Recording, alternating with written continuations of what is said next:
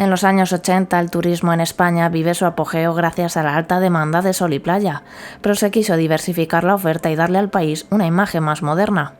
Y el comienzo de los años 90 ayudó a ello con la celebración de grandes eventos, como los Juegos Olímpicos de Barcelona y la Expo 92 en Sevilla. Pero seguía siendo necesario aumentar la oferta cultural y de entretenimiento, más aún cuando España se había quedado a las puertas de albergar un parque Disney que finalmente fue a parar a la vecina Francia. Pero de manera inesperada surgió una nueva opción. La empresa norteamericana Anheuser-Busch, propietaria de los parques Busch Gardens, vio una oportunidad de oro y presentó en 1989 un ambicioso proyecto para construir un parque temático en España. El lugar elegido no fue casualidad, Salou, la ubicación que había sido considerada para el frustrado parque Disney. Su clima favorable, sus ventajas logísticas y su potencial de crecimiento económico lo convertían en el sitio ideal. Pero la inversión necesaria para construir el parque era muy elevada, lo que llevó a la búsqueda de socios hasta que por fin en 1992 se llegó a un acuerdo con la empresa española Gran Tibidabo, que permitiría por fin poner en marcha el proyecto, empezando por colocar la primera piedra el 28 de abril de 1992. En los primeros años, el nombre provisional del parque fue TV Gardens, pero tras una serie de problemas legales, en 1994 la empresa Gran Tibidabo abandona el proyecto, y en su lugar pasan a ser accionistas la Caixa, FECSA y el Grupo Tissot, propietario de parques como Alton Towers. Fue entonces cuando se cambió el nombre de TV Gardens y pasó a llamarse PortAventura. Además de este primer parque, también se planificó la construcción de otros dos parques adyacentes. El primero estaba previsto abrirlo 8 o 9 años después de PortAventura y estaría dedicado a la industria del cine. El tercer parque, sin embargo, sería una ciudad de la ciencia ultratecnológica y dividida a su vez en 3 zonas: el espacio, la tierra y el mar, aunque ya sabemos que nunca se llegaron a llevar a cabo estos parques. La construcción de PortAventura duró 3 años y tuvo un coste aproximado de 48.000 millones de pesetas, lo que actualmente equivaldría a unos 288 millones de euros. Desde un inicio se concibió un parque dividido en áreas temáticas que reflejaran distintas culturas y épocas. Los estudios que realizaron para diseñar el parque demostraron que las preferencias de las familias europeas eran lugares a los que normalmente no viajarían, siendo Polinesia, China, México y el oeste americano los de mayor interés. Y por fin llegamos al 1 de mayo de 1995, día en que se inauguró PortAventura, el primer parque temático de España. Su primer logotipo fue aquel famoso sol que representaba la esencia mediterránea que caracteriza la Costa Dorada. Además, los 5 círculos que lo rodeaban simbolizaban las 5 áreas que dividían el parque. Y esas 5 áreas finalmente fueron Mediterránea, Polinesia, China, México y Far West. Mediterránea en un primer momento se la quiso llamar Cataluña, pero tras los estudios previos a la apertura se decidió optar por un nombre que abarcara un concepto más amplio.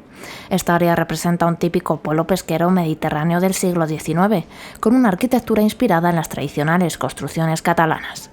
Aquí encontramos los principales servicios del parque, además de juegos, tiendas y restaurantes donde poder disfrutar de la rica gastronomía mediterránea, destacando especialmente Racó de Mar.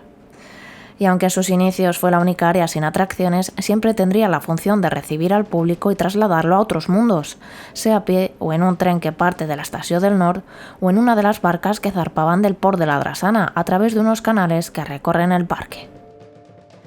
Y pasamos a la siguiente área, que es Polinesia, ambientada en 1779, momento en el que el capitán Cook y su tripulación visitaron por última vez estas tierras exóticas, habitadas por tribus que siempre han vivido en armonía con la naturaleza. En la zona podemos encontrar un buen número de farés, que son las tradicionales cabañas polinesias, y también abundan los tikis, esculturas que representan a los dioses. Cuando el parque se inauguró, esta área contaba con 6 atracciones, destacando Tutuki Splash, que en un primer momento se consideró llamarla Krakatoa Splash. En ella un volcán dormido domina el paisaje, pero los nativos temen que pueda despertar en cualquier momento.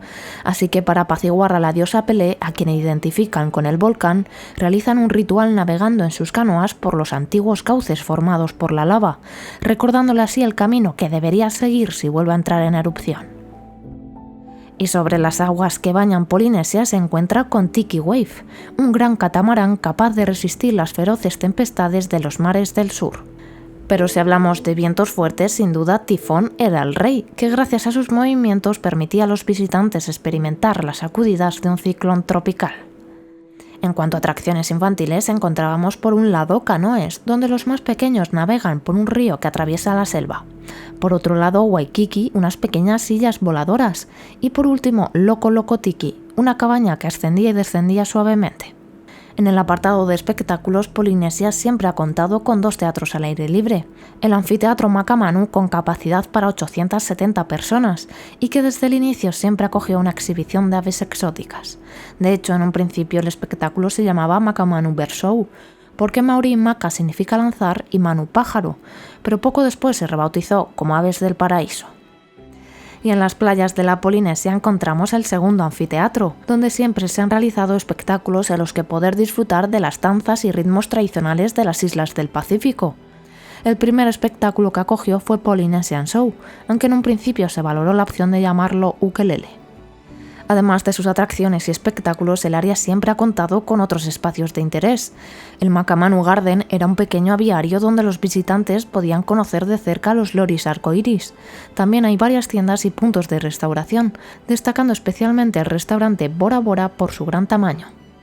Y dejamos atrás Polinesia para descubrir la siguiente área, China, inspirada en la dinastía Song que gobernó entre los siglos X y XIII. En ella encontramos 2 zonas diferenciadas, la China popular y la China imperial.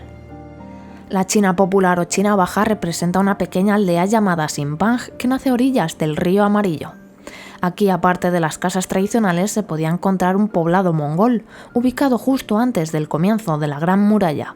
Esta muralla nos lleva a esa China imperial o China alta, donde las construcciones son mucho más lujosas, con imponentes templos y pagodas diseñadas para el uso y disfrute del emperador. En el apartado de atracciones, China contaba con 7. En la China baja encontramos Cobra Imperial, una atracción familiar giratoria que imita los movimientos ondulantes de una serpiente. Justo al lado se sitúa Teacups, las clásicas tazas que están presentes en tantos parques. Además, esta área siempre ha contado con una zona infantil que al inaugurarse el parque tenía 3 atracciones mecánicas, los globos, los dragones y las cometas. Pero en la China imperial era donde se encontraban las 2 atracciones más icónicas de esta zona. Por un lado, Fu Manchu, unas sillas voladoras donde los miembros de la corte imperial se divertían. Y por otro lado, el que era, sin duda alguna, el gran emblema del parque, Dragon Khan. Una montaña rusa que al inaugurarse batió el récord del mundo en inmersiones, con un total de 8. Y también logró el récord al looping más alto con sus 36 metros de altura. La leyenda de esta atracción cuenta que el joven príncipe Hu intentó destronar al emperador usando artes oscuras, pero no lo logró, y los dioses decidieron condenar su alma atrapándola en el cuerpo de un gran dragón. Desde entonces sobrevuela China desatando toda su ira sobre quienes se atreven a desafiarlo. Al margen de las atracciones, entre juegos, tiendas y puntos de restauración destacaban algunas ubicaciones, como el restaurante Xinpang, el más grande del área de China, o el Waitan Port, un embarcadero situado en la China baja. Este último, además de albergar el barco del emperador, era el punto de llegada y salida de las embarcaciones que conectaban con Mediterránea, permitiendo a los visitantes recorrer el parque y regresar al port de la Drasana. En cuanto a los teatros, China contaba con 2. Por un lado, el templo mágico de Jinshu, donde en los primeros años la magia, el misterio y la fantasía protagonizaban espectáculos como Fantasía Mágica de China, o más tarde El Misterio de Jinshu. Por otro lado, el Gran Teatro Imperial, de mayor capacidad, acogía espectáculos de acrobacias, equilibrio y contorsionismo, destacando también en los primeros años producciones como el Gran Teatro Imperial Show o Sol de Oriente. Y llega el momento de adentrarnos en México, el cual se divide en 2 zonas, el México colonial y el México maya. Para llegar a esta zona cruzamos una réplica del Arco de Lamna, un yacimiento que se encuentra en Yucatán. Y tras él se abre ante nosotros una selva cuya vegetación se mezcla con restos arqueológicos, esculturas mayas y algunos elementos que evidencian la presencia de arqueólogos en la zona. Y es que en medio de este entorno se alza imponente una reproducción del templo de Kukulcán, conocido popularmente como el castillo de Chichén Itzá, y que nos sitúa entre los siglos IX y XII. Esta pirámide maya alberga en su interior la tumba del Gran Pacal, uno de los gobernantes más importantes de la civilización maya. Y no muy lejos de la pirámide se encuentra una réplica del palacio del gobernador de Uxmal, otro importante yacimiento maya. En PortAventura esta estructura alberga la cantina, el restaurante más grande del parque, diseñado para simular la plaza de un pueblo en plena celebración de sus fiestas tradicionales. Este edificio marca la transición al México colonial al que llegamos cruzando un gran portón, que nos da la bienvenida a la plaza de un típico pueblo del centro de México. Aquí encontramos un mercadillo, pequeñas edificaciones y la hacienda El Charro, que alberga un restaurante que destaca por su patio y decoración tradicional. En cuanto a teatros, México no cuenta con uno propio como tal, sino que comparte con China el Gran Teatro Imperial, que toma también el nombre del Gran Teatro Maya si se accede desde México. En los primeros años allí se realizaban espectáculos donde se representaban rituales ancestrales y danzas tradicionales. Por otro lado, aunque no es un teatro como tal, la cantina siempre ha contado con un escenario para representar pequeños espectáculos que amenicen a los comensales. Pero pasamos a las atracciones, y es que al inaugurarse el parque, el área de México contaba con 6, sin duda siendo la más destacada el Diablo, Tren de la Mina, la segunda montaña rusa del parque. Ambientada en una mina de plata que fue cerrada y abandonada tras la desaparición de un grupo de mineros. Sin embargo, su tren sigue recorriendo las vías sin control, y es que cuenta la leyenda que quien lo conduce es el mismísimo Diablo. Otra atracción que gozó de gran éxito fue el Trono de Pacal, inspirada en el gobernante cuya tumba se encuentra en la pirámide. Estuvo a punto de llamarse Jarapa Voladora, pero finalmente recibió un nombre mucho más imponente, acorde con las impresionantes vistas del parque que ofrecía desde lo alto. Y muy cerca de la pirámide maya se encuentra Yucatán. Su temática está inspirada en los rituales mayas de ofrendas a los dioses, en este caso probablemente a Quetzalcóatl, uno de los dioses más importantes del México antiguo, y que se le representa con esa cabeza de serpiente con plumas. Junto a Yucatán se situó Chacmol, una atracción giratoria inspirada en el calendario maya y que estuvo a punto de llamarse Chichén Itzá. Y como curiosidad, los chacmol son un tipo de esculturas precolombinas, y algunas de las más emblemáticas se encontraron precisamente en Chichén Itzá. Es por eso que en PortAventura también están presentes.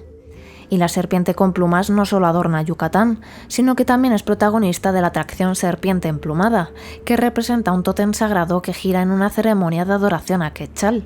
Curiosamente, esta atracción estuvo a punto de tener una temática completamente distinta, con forma de sombrero de mariachi. Y por último, los armadillos, que fue la única atracción de México que en aquel momento estaba dedicada exclusivamente al público infantil. Y nuestro viaje continúa hacia el último mundo de PortAventura, Far West. Esta área representa un pueblo ficticio llamado Penitence, fundado durante la fiebre del oro en Texas. Nos sitúa en el 4 de julio de 1876, en plena celebración del primer centenario de la independencia de los Estados Unidos. Al entrar en Far West nos recibe un cementerio y al otro lado encontramos la escuela, una réplica de la que se encuentra en Nathrop, un pequeño pueblo de Colorado. Si avanzamos llegamos al Main Street, donde podemos ver todos los elementos típicos de un pueblo del lejano oeste. El banco, la barbería, el salón, el dentista, una estación del ferrocarril y mucho más. Y el último tramo de Far West está dedicado a la industria minera, asentada a orillas del río Colorado. En cuanto a atracciones, el área contaba con 7, empezando por Pony Express, que se situaba cerca de la escuela de Penitence y consistía en un recorrido con caballos mecánicos a través de un pequeño decorado. Y muy cerca encontramos el Carrusel, un clásico tío vivo que ha sido instalado con motivo de la fiesta nacional y cuyos animales evidentemente son caballos y búfalos. Pero si llegamos al final del Main Street nos recibe Silver River Flume. Esta atracción de agua representa un aserradero donde los troncos son transportados a otros condados a través del río Colorado. Originalmente iba a llamarse Colorado Such y su diseño contaba con una montaña por la que atravesarían los canales de la atracción y el recorrido del Diablo, pero finalmente no se pudo llevar a cabo por falta de presupuesto. Buffalo Rodeo son unos coches de choque infantiles tematizados como si fueran búfalos, y la versión para adultos era Stampede, que igualmente sus coches tienen forma de búfalos salvajes a los que hay que domar. Justo al lado se encuentra Crazy Barrels, una atracción giratoria que en un principio iba a llamarse El Rodeo. Y por último, siguiendo las vías de la mina de oro, llegamos a Grand Canyon Rapids, la cuarta atracción de agua con la que se inauguró PortAventura, y donde atravesaremos las aguas bravas que discurren por el Gran Cañón del Colorado. Y aunque no sea una atracción como tal, Penitence Station es uno de los lugares destacados de Far West. A esta estación llega el ferrocarril que parte de la Estació del Nord en la Mediterránea. Más concretamente, hay dos trenes, Union Pacific y Central Pacific, réplicas de los históricos ferrocarriles que el 10 de mayo de 1869 unieron por primera vez las costas este y oeste de Estados Unidos. De manera similar en PortAventura, estos trenes unen los distintos mundos del parque. El área lo completan juegos, tiendas y numerosos puntos de restauración, entre los que destacaban algunos como Iron Horse o el Long Branch Saloon. Desde su inauguración, Far West ha contado especialmente con dos espacios icónicos para la realización de espectáculos. Por un lado, The Western Stunt Show, un anfiteatro al aire libre donde siempre se han representado espectáculos de especialistas en un decorado del lejano oeste. Por ejemplo, en los primeros años se representaron espectáculos como Tiroteo en Badwater y más tarde Fort Prince. Por otro lado, aunque no es un teatro como tal, el Long Branch Saloon, regentado por la carismática Madame Lily Lavelle, ha sido escenario de pequeños espectáculos musicales en vivo, protagonizados por vaqueros y bailarinas de Can-Can. Entre los primeros espectáculos que se representaron allí se encuentran Saloon Can-Can y The Can-Can Show. Y este ha sido a grandes rasgos un resumen de cómo era el parque en su inauguración, pero ahora es momento de viajar a través de su evolución. Nos trasladamos a 1996, un año en el que apenas hubo novedades. Lo más destacado fue el cambio de ubicación de la atracción Pony Express, que pasó de Far West a México, situándose al lado del trono de Pacal y cambiando su nombre a Los Potrillos. Este traslado fue necesario para liberar espacio y dar inicio a la construcción de las novedades del año siguiente. Y es que en 1997 el parque inauguró Estampida y Tomahawk, la tercera y cuarta montaña rusa de PortAventura. Ambas forman una imponente estructura con recorridos entrelazados. Estampida, con un coste de 1.200 millones de pesetas, representa una carrera de carretas organizada por las familias Cranberry y Connery, fundadoras de Penitence. Y es que en el lejano oeste, cuando aún no existían contratos ni documentos legales, estas carreras eran la forma de decidir a quién pertenecían las tierras. Por ello, la atracción cuenta con dos vías, donde los trenes compiten en una carrera simbólica representando ese histórico duelo. Por su parte, Tomahawk, diseñada más para el público familiar, hace referencia a las icónicas hachas de guerra de los nativos americanos que empuñaron para defender su territorio de los colonos. La construcción de estas dos atracciones conllevó dos cambios en el parque. Por un lado, los coches de choque, que originalmente habían sido bautizados como Stampede, pasaron a llamarse Wild Buffalos. Y por otro lado, la entrada del Diablo, el tren de la mina, se trasladó para no estar tan próxima a las dos nuevas montañas rusas, así que pasó del México colonial al inicio del México maya. Y al año siguiente, en 1998, se produce un gran cambio. Universal Studios compra gran parte de las acciones del grupo Tussauds y asume la gestión del parque. Además, trae consigo la promesa de invertir 250.000 millones de pesetas en nuevas atracciones y experiencias de cine, además de la construcción de 3 hoteles. Ese año, al margen de la llegada de Universal, se retira la atracción Tifón situada en Polinesia, y en su lugar se instala Tami Tami, la quinta montaña rusa del parque, diseñada especialmente para el público infantil. En 1999 el parque comienza la temporada con un nuevo nombre, Universal PortAventura, y además se introduce una nueva mascota, Woody Woodpecker, que se convierte en el protagonista de la imagen corporativa. Ese año también se estrena Fiesta Aventura, uno de los espectáculos más importantes de la historia del parque. Se realiza en el lago en las noches de verano y en él se representan las distintas áreas del parque, con figuras gigantes, pantallas de agua, proyecciones, pirotecnia y otros muchos efectos. En el año 2000 se vuelve a cambiar el nombre del parque a Universal Studios PortAventura y se celebra su 5º aniversario, ocasión que se aprovechó para inaugurar Sea Odyssey, un simulador que supuso una inversión de 4.500 millones de pesetas y cuya madrina en el acto de inauguración fue la actriz Bo Derek. La atracción se ubicó en la zona de Polinesia en un edificio de 2.800 metros cuadrados que albergaría el Instituto Oceanic, un centro ficticio de investigación marina. Entre sus avances más importantes destacaban un arnés para la traducción de delfines y el Safari, un submarino con forma de ballena. Pero mientras nos enseñaban las instalaciones en una visita guiada, un delfín llamado Sammy la interrumpía para avisar de la desaparición de uno de los safaris, así que los visitantes nos adentrábamos en otro de los submarinos para unirnos a la misión de rescate, y guiados por Sammy nos sumergíamos en las profundidades del océano hasta que nos topábamos con el origen del problema, un monstruo marino del que debíamos huir en una emocionante aventura.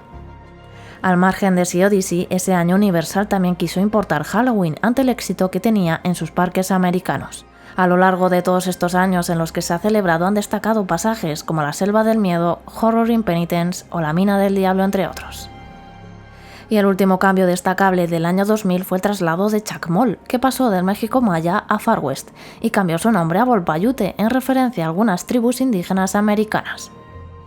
Este traslado se llevó a cabo para dejar espacio a la gran novedad que se inauguraría en 2001, Templo del Fuego, la atracción más cara de la historia del parque y cuya inauguración estuvo a cargo de Jean-Claude Van Damme y María Pineda. Se trata de una atracción tipo walkthrough que transporta a los visitantes a la selva, donde se encuentra un antiguo templo azteca dedicado a Xiuhtecutli, el dios del fuego. Allí un equipo de arqueólogos ha estado descifrando los jeroglíficos del templo y descubren que está dividido en dos salas. La Cámara de los Misterios, hasta donde han llegado sin problemas, y por otro lado oculta se halla la Cámara Real, que aguarda un gran tesoro.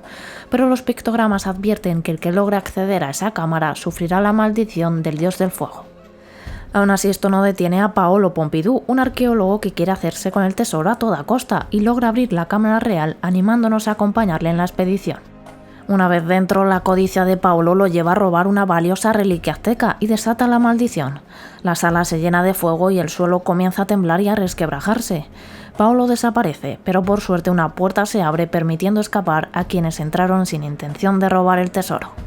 Además de esta atracción, 2001 trajo otras novedades al parque, como la primera celebración de carnaval al inicio de la temporada y de la Navidad al cierre, siguiendo la estrategia de desestacionalizar el parque con eventos temáticos, como ya se había empezado a hacer con Halloween el año anterior. También se incorporaron nuevos personajes al parque, como Popeye, Olivia, Brutus, Betty Boop, la Pantera Rosa y el Inspector Clouseau. En 2002 se produjo un cambio muy importante. PortAventura deja de ser solo un parque para pasar a convertirse en un resort, al incorporar un parque acuático, 2 hoteles y una zona de playa. El resort fue bautizado como Universal Mediterránea y el nombre del parque fue actualizado pasando a ser Universal PortAventura. Además se actualizó el logo para incorporar el emblema de Universal en el lugar del famoso sol. En marzo de ese año se inauguró el Hotel PortAventura, siendo el primero del resort. Se construyó anexo al propio parque y de ahí la elección del nombre. Es una continuación del área de la Mediterránea y por eso recrea un pueblo costero con un lago central, barcas en las orillas, edificios bajos, una plaza y detalles decorativos como redes de pescadores. Y unos meses después, en agosto, abrió sus puertas el Hotel El Paso. Este hotel, sin embargo, no está conectado al parque, sino que se encuentra a unos 5 minutos de su entrada. Está ambientado principalmente en el México postcolonial, como si de una hacienda se tratara, pero también cuenta con elementos mayas e incluso un galeón hundido en la piscina infantil, en referencia a las embarcaciones de los colonos. En ese mismo verano, en junio, también se inaugura Costa Caribe, el segundo parque del resort y el primero de tipo acuático. La ceremonia de apertura contó con la presencia de Val Kilmer y Paloma Lago. Evidentemente, como su propio nombre indica, está ambientado en el Caribe y cuenta con 2 zonas, una cubierta y otra exterior que es la más extensa. La zona cubierta, llamada Gran Caribe, incluía una gran piscina, áreas de descanso y juegos acuáticos, además de atracciones infantiles como Caribe Climbing y Junior Body Slides. Para los adultos se diseñó la atracción Tifón. En la zona exterior, los más pequeños podían disfrutar de más juegos de agua, una piscina infantil y la laguna de Woody. El resto del parque ofrecía atracciones más emocionantes, como barracudas, de Mambo en Limbo, el Torrente, Río Loco y una piscina de olas llamada el Triángulo de las Bermudas, que contaba con su propia área de descanso, Bahama Beach. En el 2003 se inaugura el Hotel Caribe Resort, construido dentro de Universal Mediterránea, aunque sin formar parte de su propiedad. Es el hotel más alejado de los parques y con una marcada temática tropical para recrear ese ambiente de la costa caribeña. Cuenta con una piscina de arena que al inaugurarse era la más grande del mundo. El año 2004 marcó un punto de inflexión en la historia de PortAventura. Universal Studios vendió sus acciones a la Caixa y se desvinculó por completo del resort. Con esta operación, la Caixa pasó a controlar el 80% de las acciones y asumió la gestión del complejo. Dentro del parque, uno de los cambios más destacables fue la reubicación de la atracción Armadillos, que se trasladó junto a los potrillos. Tras la salida de Universal, en 2005 se actualizan los nombres y logos del complejo. Por un lado, Universal Mediterránea Resort pasa a llamarse PortAventura, y en cuanto a los parques, Universal PortAventura fue renombrado como PortAventura Park, y Costa Caribe pasó a ser Costa Caribe Aquatic Park. Además, en ese año la Caixa termina de adquirir el 100% de las acciones del resort. En cuanto al parque, se celebra su 10º aniversario con una nueva atracción. En mayo se inaugura Huracán Cóndor, una torre de caída libre que ocupa el espacio donde anteriormente se encontraban los armadillos y que se desplazaron para dar paso a esta nueva atracción. Huracán Cóndor alcanza una altura total de 114 metros y cuenta con un tramo final de caída cubierto. Su diseño exterior está inspirado en la torre del palacio de la antigua ciudad maya de Palenque, en el estado mexicano de Chiapas. La atracción simula un ritual de sacrificio en el que un sacerdote maya ofrece 850 almas por hora al dios huracán, con la esperanza de aplacar su ira. 2006 fue un año de transición sin grandes novedades. A destacar que el Hotel Caribe pasa a formar parte del resort, y dentro del parque la atracción Trono de Pacal fue desmantelada antes del comienzo de esa temporada. En 2007 el parque retomó la senda de las grandes novedades con la inauguración de Furious Baco. Se ubicó en la Mediterránea y se convirtió en la 6ª montaña rusa del parque y la más rápida de Europa en el momento en el que se inauguró. Su padrino fue el piloto de motociclismo Valentino Rossi. La historia de la atracción gira en torno al hijo de la familia Ventura, quien idea un invento en la masía familiar, una máquina diseñada para transportar toneles de vino a gran velocidad y así multiplicar la producción de las viñas. Aunque el experimento solo funciona si varias personas hacen de contrapeso en los laterales de los toneles. Pero mientras el joven Ventura trabaja en él, de pronto algo sale mal.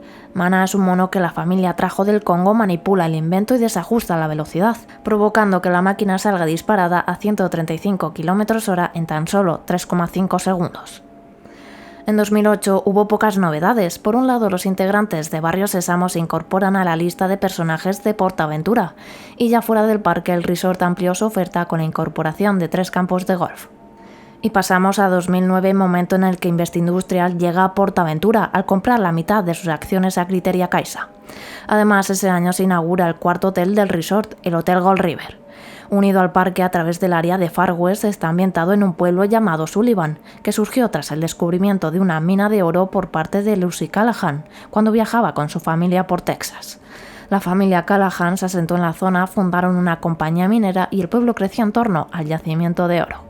El hotel recrea ese entorno con una calle principal que incluye establecimientos típicos como el banco, el dentista, el barbero y el sastre, entre otros. También destaca el City Hall, un gran edificio que representa el ayuntamiento de Sullivan, y en las afueras la mansión Lucy, donde evidentemente vive ella, siendo un elegante edificio de estilo victoriano que refleja el gran poder adquisitivo que ha alcanzado. Y muy cerca de allí se encuentra la estación del ferrocarril, como símbolo del gran progreso del pueblo, y tras ella un conjunto de cabañas que pertenecieron a los primeros buscadores de oro del lugar. En 2010 se celebra el 15 aniversario, pero a pesar de ser un año significativo, las únicas novedades se centran en los espectáculos y en la actualización de Sea Odyssey, que se convierte en un simulador 4D con nuevas películas. Además, ese año Tami Tami, Loco Loco Tiki y Waikiki permanecen cerradas debido a las obras de la gran novedad que llegaría en 2011, Sésamo Aventura. Con el paso de los años y el aumento de visitantes, especialmente del público familiar, se hizo evidente la necesidad de contar con una zona infantil, así que optaron por construir un área nueva, la 6ª del parque, inspirada en Barrio Sésamo, siendo así la primera con temática cartoon y que se alejaba del storytelling original, basado en distintas épocas y lugares del mundo. Sésamo Aventura supuso una inversión de 15 millones de euros y al inaugurarse contaba con 8 atracciones mecánicas, 3 de ellas ya existentes en el parque, pero que fueron retematizadas para integrarse en la nueva zona. Por un lado Tami Tami, que permaneció en su ubicación original, y por otra parte Loco Loco Tiki y Waikiki, que sí fueron trasladadas a un nuevo punto dentro del área. Y las nuevas incorporaciones fueron las siguientes: Coco Piloto, un monorail con temática de aviones que sobrevuela Sésamo Aventura. Mariposa Saltarina es una atracción giratoria que sube y baja según el pedaleo de los usuarios. La Granja de Elmo, un recorrido en tractores a través de una granja llena de animales y personajes de Barrio Sésamo. El Salto de Blas, 2 torres de 7 metros en las que se asciende tirando de una cuerda. Y Magic Fish, ambientada en un puerto de fantasía donde los peces giran sobre el agua. El área se completaba con una gran estructura central en forma de árbol mágico, una zona de juegos llamada el Huerto Encantado, un restaurante, una tienda, un anfiteatro para espectáculos y Sésamo Aventura Station, la 3ª estación del ferrocarril del parque. Al año siguiente, en el 2012, la temporada se inicia con la inauguración de Kitchen Cars, escuela de conducción. Esta atracción se instaló en China, en el espacio que ocupaba el campamento mongol, y estaba dedicada a los niños para que aprendieran nociones de seguridad vial conduciendo unos pequeños vehículos. Pero sin duda la gran novedad de ese año fue Shambhala Expedición al Himalaya, la séptima montaña rusa del parque. Se situó también en el área de China, pero se construyó una zona específicamente para ella, ambientada en un reino mágico oculto llamado Shambhala, y cuya tematización se inspira en Bután, uno de los países más aislados del mundo. En el momento de inaugurarse se convirtió en la montaña rusa más alta de Europa, y su recorrido, que pasa por encima de Dragon Khan, forma parte de uno de los skylines más icónicos de los parques europeos. Su diseño destaca por sus 5 grandes elevaciones que rinden homenaje a las montañas del Himalaya.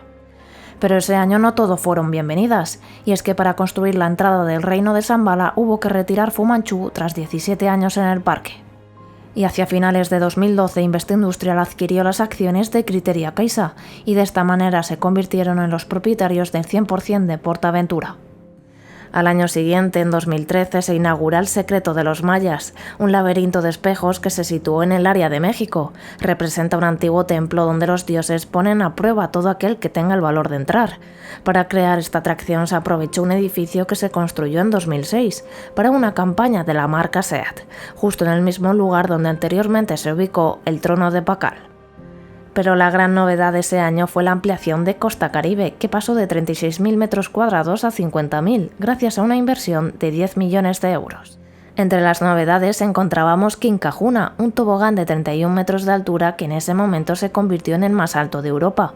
En la misma torre se instaló Ciclón Tropical, un tobogán de menor altura con cambios de rasante. Además se incorporó una multipista llamada Rapid Race y se creó Playa Paraíso, una nueva zona de playa para todos los públicos. Y para los más pequeños se añadió una zona inspirada en Barrio Sésamo, con varias atracciones como Cayo Cookie, una zona de chorros de agua, Galeón Pirata, un barco con 4 pequeños toboganes, y Sésamo Beach, una playa diseñada especialmente para los niños. Y al margen de las novedades en los parques, al finalizar el año, el fondo de capital de riesgo KKR adquirió el 49,9% de las acciones de PortAventura. En 2014, PortAventura siguió incorporando novedades con la inauguración de Angkor Aventura en el Reino Perdido, un recorrido en barca de 300 metros de longitud ubicado en la zona de China, muy cerca de Shambhala. La atracción, que ocupa más de 10.000 metros cuadrados, está inspirada en las selvas y templos de Camboya, tomando como principal referente el templo de Angkor Wat, la mayor edificación religiosa del mundo. El recorrido se realiza en unas barcas equipadas con pistolas de agua para disparar a otras barcas o objetivos. En él atravesaremos 3 zonas. Primero una jungla donde habitan animales exóticos, después un pueblo de pescadores y por último una batalla final donde se cruzan varias barcas. Ese año, además, PortAventura firma un acuerdo con el Circo del Sol, donde el parque acogería durante 5 años espectáculos de la compañía, y para ello se construyó un gran espacio cerca del Hotel Gold River para instalar la gran carpa donde se desarrollarían. Sin embargo, aunque se presentaron Kusa en 2014, Amaluna en 2015 y Barekai en 2016, el acuerdo no llegó a completarse en su totalidad. Y pasamos a 2015, año en el que se celebra el 20 aniversario. En el parque la única novedad destacable es la retematización de Sea Odyssey, que pasa a estar ambientada en Ice Age. En cuanto a los hoteles, se amplía el Gold River con la construcción de The Callaghan's, un nuevo edificio ambientado en las construcciones de estilo Lodge que tan populares fueron en América de finales del siglo XIX. En 2016, el resort cambió su nombre a PortAventura World Parks and Resort y renovó su identidad visual con un logotipo más moderno. Además, Costa Caribe Aquatic Park fue rebautizado como Caribe Aquatic Park. Este rediseño se aplicó también a todos los logotipos del complejo, logrando una imagen corporativa más unificada. Al año siguiente, en 2017, se retira el Loco Loco Tiki y su lugar pasa a ser ocupado por los dragones que se situaban en la China Baja. Por otra parte, Sea Odyssey vuelve a cambiar su temática y pasa a llamarse Dinoescape 4D. Pero la gran novedad de ese año no se encontraba dentro de PortAventura Park. Justo al lado se inauguró Ferrari Land, el tercer parque del resort cuya construcción duró 2 años y supuso una inversión de más de 100 millones de euros. Con una extensión de 70.000 metros cuadrados, Ferrari Land fue diseñado como un homenaje a Enzo Ferrari, fundador de la famosa escudería.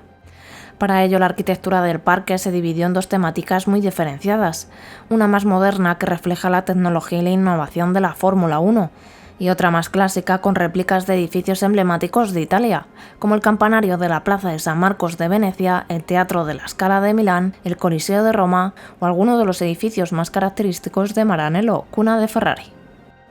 Y las atracciones con las que contaba el parque en su inauguración fueron las siguientes: Red Force, la única montaña rusa con la que abrió Ferrari Land. Su diseño simula un circuito de Fórmula 1 con trenes con forma de monoplaza y una estación inspirada en los boxes. Las dos principales características de Red Force, por un lado, son su aceleración, alcanzando los 180 km/h en 5 segundos, y por otro lado, su gran altura, con un top hat de 112 metros. Thrill Towers, dos torres de 55 metros de altura que imitan los pistones de un motor. Una ofrece una caída controlada mientras que la otra funciona como torre de rebote. Maranello Grand Race, un recorrido de 570 metros de longitud que recrea un circuito que se recorre a baja velocidad en pequeñas réplicas de un Ferrari GT. Junior Championship, una versión tematizada del clásico látigo con vagones en forma de pequeños Ferrari de Fórmula 1. Y en el centro del parque se encuentra Ferrari Experience, un gran edificio de 4.000 metros cuadrados que tiene la forma del frontal de un Ferrari deportivo. En su interior alberga un museo interactivo llamado Ferrari Land Gallery y dos teatros inmersivos. Por un lado, Flying Dreams, donde se simula un vuelo alrededor del mundo siguiendo la estela de un Ferrari GT. Y por otra parte, Racing Legends, un simulador Omnimax 3D en el que se recrean las sensaciones que se experimentan en una carrera. Y al margen de todas estas atracciones, en el parque se encuentran otras experiencias como Pole Position Challenge, un simulador profesional de Fórmula 1. Pit Stop Record, un desafío donde los visitantes prueban su habilidad cambiando neumáticos. Y por último, Kids Podium, una zona de juegos infantil. En cuanto a los puntos de restauración, Ferrari Land cuenta con varios, siendo el más destacado el restaurante Cavallino, que recrea el restaurante original que abrió el propio Enzo Ferrari en 1950 en Maranello. Además, el plan inicial del parque contemplaba la construcción del primer hotel temático del mundo que estaría dedicado a Ferrari. El edificio se situaría al otro lado del parking sur, tendría forma de frontal de un monoplaza de Fórmula 1, contaría con categoría 5 estrellas e incluiría 250 habitaciones, simuladores de conducción, restaurante y otros servicios de lujo. Sin embargo, esta parte del proyecto nunca llegó a materializarse. Y ya cambiamos de año. En 2018, Ferrari Land amplió su oferta con una zona infantil que incluyó 5 nuevas atracciones. Junior Red Force, una pequeña montaña rusa que al igual que Red Force, sus trenes tienen forma de coche de Fórmula 1. Crazy Pistons, una atracción con 2 ejes que simulan el movimiento de los pistones de un motor. Kids Tower es la versión infantil de las Thrill Towers, con una altura de 9 metros. Champions Race, una atracción giratoria con vagones que simulan el famoso Ferrari Testarossa. Y por último, Flying Race, otra atracción giratoria con góndolas en forma de avionetas en honor al aviador Francesco Baracca, que utilizó un caballo como símbolo de victoria, idea que luego adoptó en su Ferrari para su escudería. Y ya al margen de Ferrari Land, 2018 trajo nuevos personajes a PortAventura.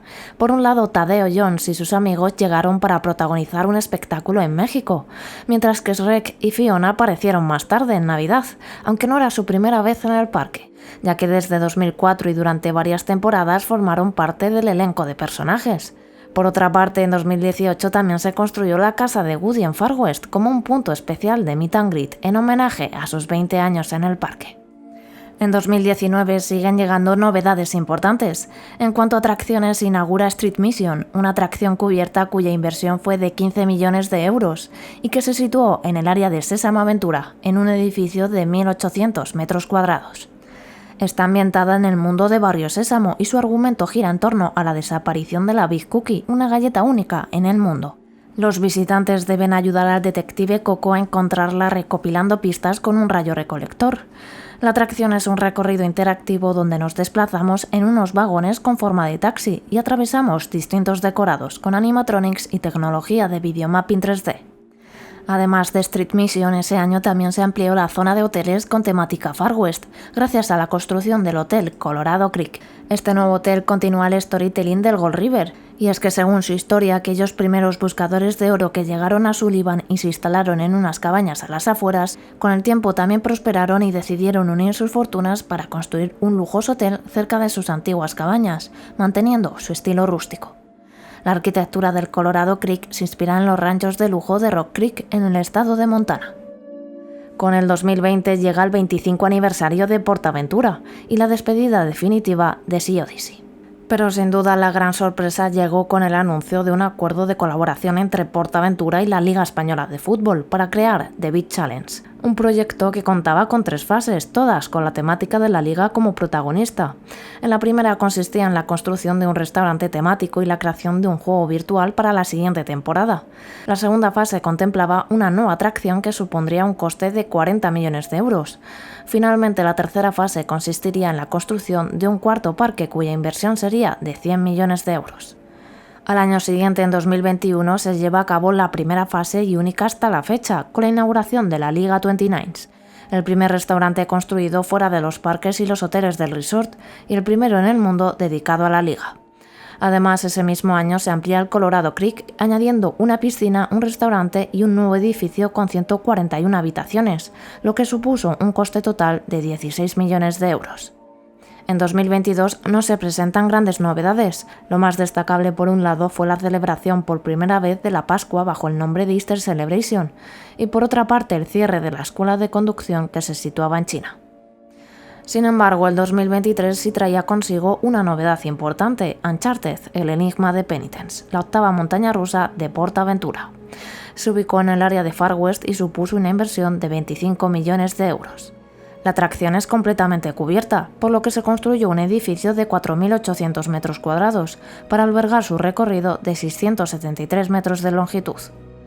En su interior, además de la montaña rusa, se encuentran diversas escenas tematizadas, animatronics, efectos especiales y pantallas.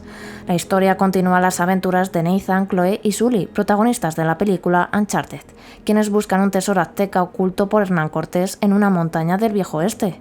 Los visitantes deberán unirse a la expedición y superar diversas trampas y enemigos que intentarán impedir que alcancen su objetivo. En 2024 lo más destacable fue la creación de Ponyan Hotels, una marca que agrupa una serie de hoteles de Salou y Vila-seca, cuya gestión o adquisición por parte de PortAventura World se había iniciado en 2022. Y llegamos a la actualidad, a 2025, año en el que PortAventura cumple 30 años, y para celebrarlo en algunos de sus espectáculos ha querido rendir homenaje al storytelling original, además de recuperar algunos detalles tan emblemáticos como el mítico sol. Y es que la esencia de PortAventura siempre ha permanecido viva entre los que lo visitaron en sus primeros años, o los que soñaron hacerlo imaginando las más emocionantes aventuras. PortAventura nació para ofrecernos un viaje a través del tiempo y alrededor del mundo, y lo hizo, ya lo creo que lo hizo. Un viaje fascinante que de niños nos hizo soñar y de mayores nos convirtió en niños. Han sido 30 años de historia, de emociones y de recuerdos, y ojalá que esta mágica aventura aún nos aguarde muchos momentos inolvidables.